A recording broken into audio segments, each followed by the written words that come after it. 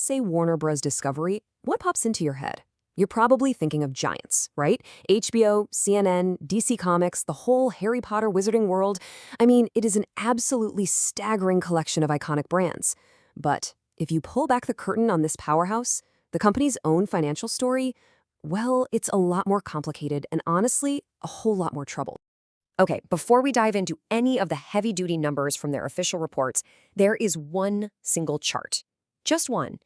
And it tells you almost everything you need to know about where Warner Bros. Discovery is at today. All right, take a look at this. This dark blue line right here, that's Warner Bros. Discovery's stock. And this point, April 2022, that's when the huge merger happened. And just look, while the rest of the market and even other media companies bounced back and started to climb, WBD's stock just fell off a cliff and has never really recovered. You know, this isn't just a bad week or a bad quarter. This is a serious, sustained crisis of confidence from investors. That one chart paints a pretty grim picture, doesn't it? It just begs the question, what on earth is going on inside this company that would cause such a massive collapse in its value? All right, let's crack open their annual report and see if we can find some answers.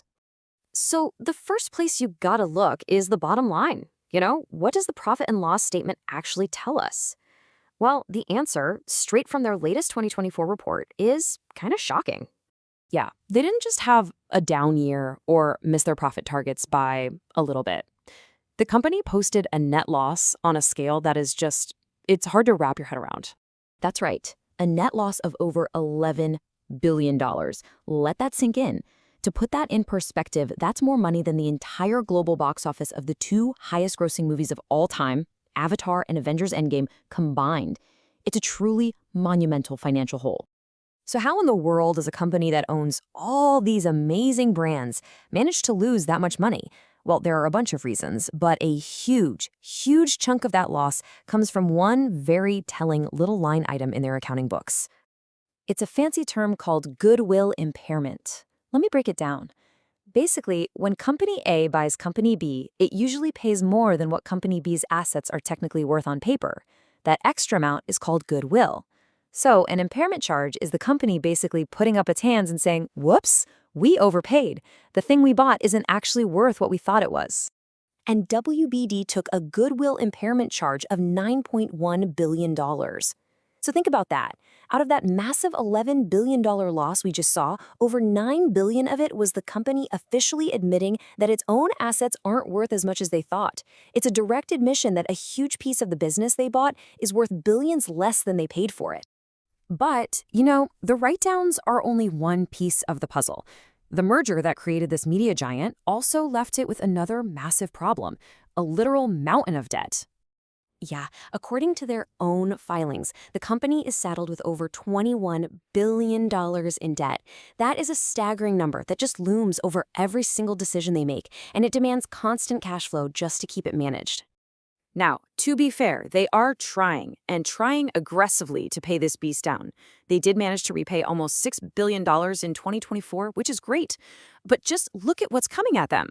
Another $2.7 billion is due in 2025, and then another $4 billion the year after that. It is a relentless financial pressure cooker. They constantly have to find cash, not just to make new movies and shows, but to feed this massive debt machine. And this brings us right to the heart of their business. I mean, when you have that much debt breathing down your neck, what you really need is reliable, predictable money coming in. The problem is, WBD's core business is pretty much the exact opposite of predictable. And hey, don't just take it from me.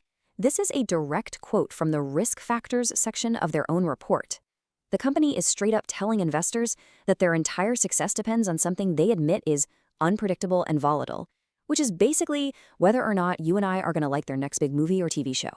And this right here shows you that problem in the real world.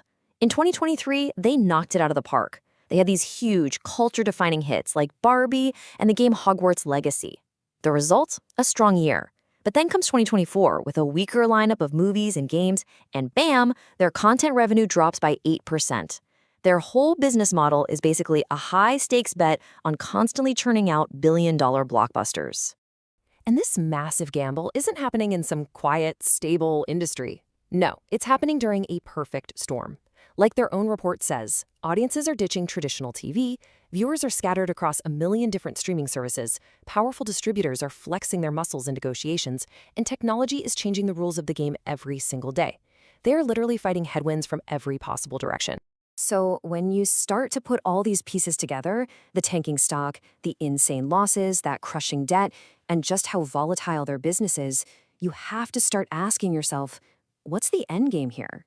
Let's just do a quick recap, just based on what their own financial reports are telling us.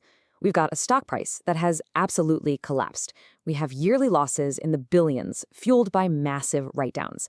We've got over $21 billion of debt, and all of that is sitting on top of a business that needs massive, unpredictable hits to survive, all while the industry around it is in complete upheaval.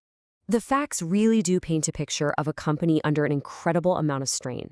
And it all leads to this one final massive question for everyone involved: investors, employees, and all of us who love these brands. Can this giant actually fix itself from the inside? Or has the situation gotten so tough that the only logical way forward is to find a buyer and sell the company?